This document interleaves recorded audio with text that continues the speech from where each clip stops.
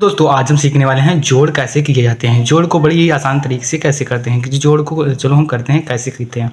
देखो पहला हमारा जो जोड़ है 5 और 4 को जोड़ा जाएगा, ठीक है। तो 5 और 4 यहाँ पर हम जो है लाइन खींच लेंगे, ठीक है। 5 ये हैं और 4 ये हैं, ठीक है। 5 6 7 8 और 9, तो यहाँ पर 9 आ जाएंगे तो यहाँ पर लिख दिए जाएंगे, ठीक है। इसी प्रकार से 6 और 5 3 को जोड़ेंगे तो भी 9 ही होंगे, ठीक है।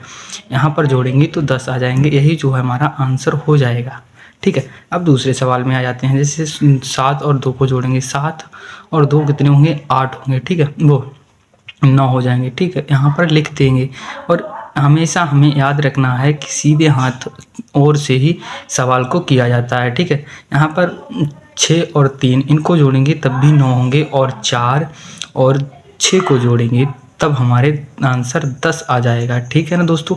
इसी प्रकार से हम सभी आंसरों को करेंगे। अब हमारे पास ये सवाल है तो इसको कैसे करेंगे, 0 और 5 को कैसे जोड़ेंगे। देखो 0 का तो अभी जोड़ में कोई महत्व नहीं होता है, ठीक है, और माइनस में बहुत बड़ा महत्व होता है, ठीक है। 0 और 5 को जोड़ेंगे तो यहाँ पर 5 ही आएगा।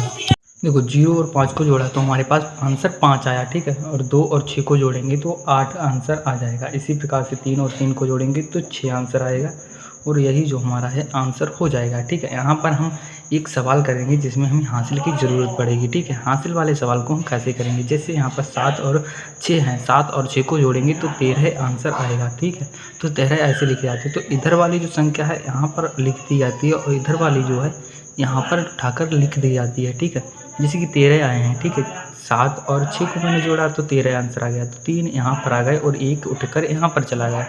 अब इन तीनों को जोड़ा जाएगा, जैसे 1 और 3 4, 4 और 2 यहाँ पर 6 आ जाएंगे, तो 6 यहाँ पर लिख दिए जाएंगे। इसी प्रकार से इन दोनों को जोड़ेंगे तो 14 हो जाएंगे, तो 14 यहाँ पर लिख देंगे। यही जो हमारा आंसर हो जाएगा, ठीक है दोस्तों। अब हम करेंगे अपना घटाना कैसे किया जाता है। घटाना में बहुत ही बड़ी आसान तरीके से हम सीखेंगे कैसे किए जाते हैं। देखो यहाँ पर 7 है और यहाँ पर 3 है, तो 7 में से 3 को घटाएंगे तो 4 बचेंगे, ठीक है। और यहाँ पर 6 में से अगर 4 को घटाएंगे तब हमारे पास 2 आंसर आएगा। इसी प्रकार से हम इनको घटाएंगे तो 7 आंसर आ जाएगा, यही जो हमारा आंसर हो जाएगा।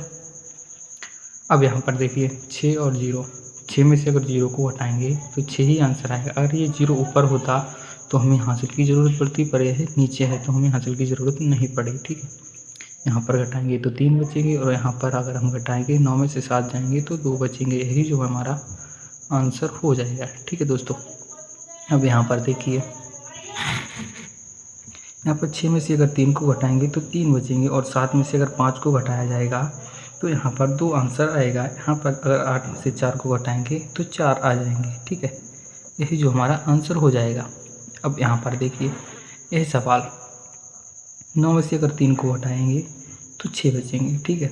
6 में से अगर 2 को घटाएंगे तो 4 बचेंगे। इसी प्रकार से अगर हम 9 में से 6 को घटाएंगे तो 3 बचेंगे। यहाँ पर हमारा जो आंसर आ गया है, ठीक है।